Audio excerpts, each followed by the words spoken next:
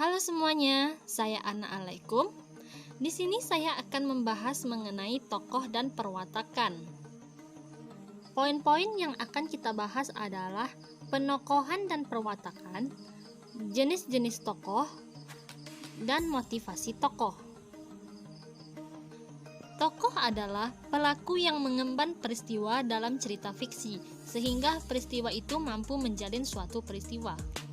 Penokohan dan perwatakan memiliki arti yang berbeda, tetapi keduanya saling berkaitan. Penokohan adalah cara pengarang dalam melukiskan tokoh, sedangkan perwatakan adalah cara pengarang dalam menggambarkan watak dan kepribadian tokoh. Jenis-jenis tokoh adalah sebagai berikut.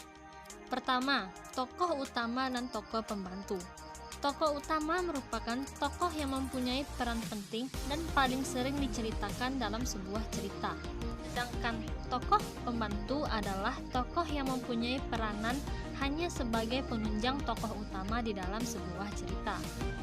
Yang kedua adalah tokoh sederhana dan tokoh kompleks.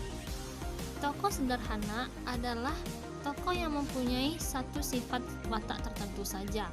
Tokoh sederhana ini tingkah laku dan sifatnya monoton, datar, dan hanya mencerminkan satu watak tertentu. Dan tokoh kompleks adalah tokoh yang memperlihatkan watak maupun tingkah laku yang beragam, bahkan mungkin sulit diduga dan seperti bertentangan. Yang ketiga adalah tokoh protagonis dan tokoh antagonis. Tokoh protagonis adalah tokoh baik yang dikagumi. Ia mengajarkan nilai-nilai dan norma-norma yang ideal bagi kita. Sedangkan tokoh antagonis adalah tokoh yang berlawanan dengan tokoh protagonis karena menjadi penyebab timbulnya persoalan atau konflik dan menimbulkan ketegangan yang dialami oleh tokoh protagonis. Yang terakhir adalah motivasi tokoh. Dalam cerita, tokoh pasti melakukan tindakan tertentu. Alasan tokoh melakukan tindakan itulah yang disebut dengan motivasi. Apabila ada tokoh yang di dalam bertindak tidak didasarkan pada alasan tertentu, misalnya sekedar bertindak, tindakannya itu disebut dengan absurd.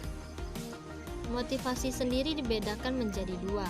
Yang pertama adalah motivasi spesifik, yaitu alasan atau reaksi spontan yang mungkin tidak disadari dan ditunjukkan oleh adegan atau dialog tertentu. Yang kedua adalah motivasi dasar, yaitu suatu aspek umum dari satu tokoh dengan kata lain hasrat dan maksud yang memandu sang tokoh dalam melewati keseluruhan cerita. Motivasi dasar adalah arah tempat seluruh motivasi spesifik bermuara. Hanya itulah yang dapat saya bahas pada kali ini. Terima kasih telah menonton, sampai jumpa di video selanjutnya.